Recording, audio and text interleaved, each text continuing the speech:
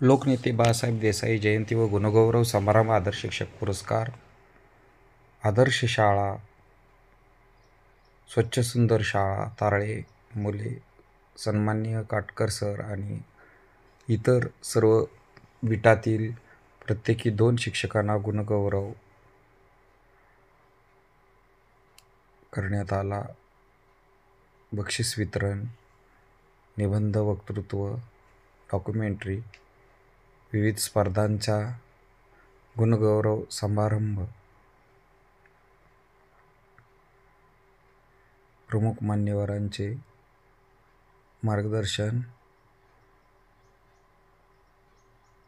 कार्यक्रम नुकताच संपन्न झाला। तालुक्यातून जिल्ह्यातून या कार्यक्रमासाठी अधिकारी पदाधिकारी सर्व मान्यवर प्रमुख पाहुणे तसेच शिक्षणाधिकारी उपशिक्षणाधिकारी BDO मॅडम गट शिक्षणाधिकारी मॅडम सर्व उपस्थित होते। सर्व संघटनांचे प्रतिनिधी हेही उपस्थित होते। 10 मार्च 2025 रोजी पाटण येथे कार्यक्रम संपन्न झाला। सन्माननीय काटकर सरांचा सत्कार करताना केंद्र प्रमुख झिंबरे साहेब, उभायतांचा सत्कार करताना आदर्श शिक्षक। नमस्कार, आपले गुरुवर्य मित्र या ठिकाणी सर आहेत आमचे गुरुवर्य सन्माननीय। इकडं आज 10 मार्चच्या कार्यक्रमानिमित्त आज लोकनेते बाळासाहेब देसाई यांची 115व्या जयंतीनिमित्त हे मंडळी इकडं आलेली होती आणि पाटण या ठिकाणी तालुक्याच्या वतीनं हा कार्यक्रम संपन्न झाला। आदर्श शिक्षक पुरस्कार वितरण तसेच गुणगौरव समारंभ, विद्यार्थ्यांचा पारितोषिक वितरण तसेच ज्या शाळा गुणवत्ता विकासामध्ये स्वच्छ सुंदर शाळेमध्ये पहिल्या द्वितीय तृतीय आलेले आहेत त्यांना बक्षीस वितरण असा भरगेच कार्यक्रम 115व्या लोकनेते बाळासाहेब देसाई यांच्या जयंतीनिमित्त। तर सर नमस्कार, आपण या कार्यक्रमाच्या निमित्तानं इकडं पाटणमध्ये उपस्थित आहात। सर्वप्रथम आपलं नाव सांगा की आपण या कार्यक्रमाच्या निमित्तानं आपण 10 मार्च म्हणलं की लोकनेत्यांची जयंती तालुक्यात साजरी होत असते, या निमित्तानं आपण बांधव ग्रुप या यूट्यूब चॅनलवर आपण बोलत आहात। या निमित्तानं आपण 2 शब्द बोलावेत ते ही विनंती करतो।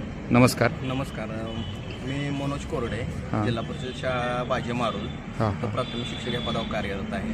ओके सर, नमस्कार। 10 मार्च लोकनेते बाळासाहेब देसाई यांच्या जयंतीनिमित्त आपल्या पाटण शिक्षण विभागाच्या मार्फत आदर्श शिक्षक पुरस्काराचं सुद्धा वितरण झालं। हो हो। आणि अनेक शिक्षकांनी अनेक विद्यार्थ्यांनी अनेक स्पर्धेमध्ये भाग घेतला होता, त्यांचं पण गुणगौरव बक्षीस समारंभ इथं साजरा झाला। त्यामध्ये आमचे खास मित्र आदर्श शिक्षक पुरस्कार ही वितरण सोहळा संपन्न झाला। सोहळ्यासाठी साधारणपणे 19 शिक्षकांचं नियुक्ती झाली होती, पुरस्कारासाठी निवड झाली होती। त्या सर्वांना पुरस्कार मिळाला। त्या सर्वांचं कार्य अत्यंत चांगलं आहे आमच्या तिघांच्या तर्फे। त्या सर्व गुरुवर्यांना पुढच्या वाटचालीसाठी आम्ही शुभेच्छा देतो। आणि आमचे खास मित्र त्या संतोष काटकर म्हणून आहे, शिक्षक समितीचे धडाडीचे नेते व संचालक, समितीचे उपाध्यक्ष, समितीचे व्हाईस चेअरमन त्यांनी सुद्धा अत्यंत चांगल्या पद्धतीनं कार्य कोकीसरे केंद्र शाळेत काम करतात ते कोकीसरे मोरगिरी भागामध्ये सांस्कृतिक विभाग त्यांनाही हार्दिक शुभेच्छा। त्यांना सुद्धा शुभेच्छा, त्यांचं कार्य चांगलं आहे। शिवाय शिक्षकांचे इथले ऑनलाईनचे प्रश्न असतील, पंचायत समिती स्तरावरचे काही खरा आदर्श शिक्षक म्हणून त्यांना पुरस्कार योग्य मिळाला असं तुमच्या मते आहे?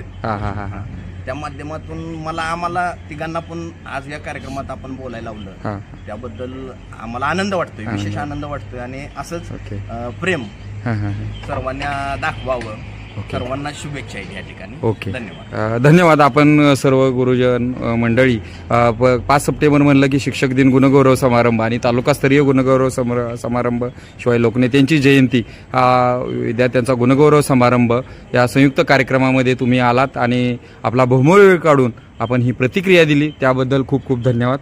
तुम्ही बोल नमस्कार सर, आपण ही 2 शब्द द्यावेत। आपले गुरुवर्य ज्येष्ठ आमचे मित्र आज जो कार्यक्रम झाला आदरणीय लोकनेते बाळासाहेब देसाई यांची 115वी जयंती आमच्या गावच्या आहेत, बरोबर, त्यांचा मला साथ अभिमान आहे। त्यांचं कार्य हे आकाश एवढं आहे की त्यांच्या कार्याची हिमालयाच्या उंची एवढं कार्य आहे असं म्हणायला हरकत नाही। कार्य जे त्यांनी EBC सवलत जी चालू केली ती आमच्या गोरगरीब जनतेतल्या मुलांना शिक्षण मिळालं.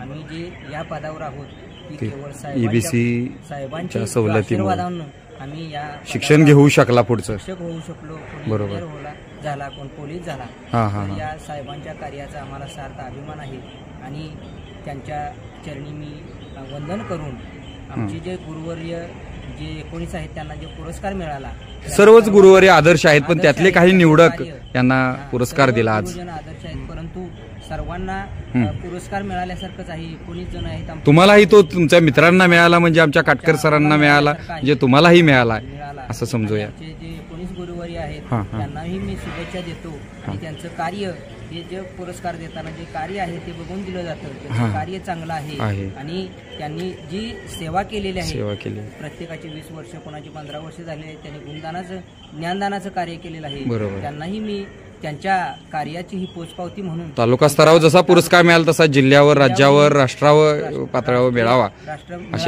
अशी मी शुभेच्छा प्रार्थना करतो आणि आम्हाला ही बोलण्याची संधी दिली त्याबद्दल आपलं मी मनपूर्वक आभार मानतो. धन्यवाद. खूप तुम्ही बहुमोल वेळ काढून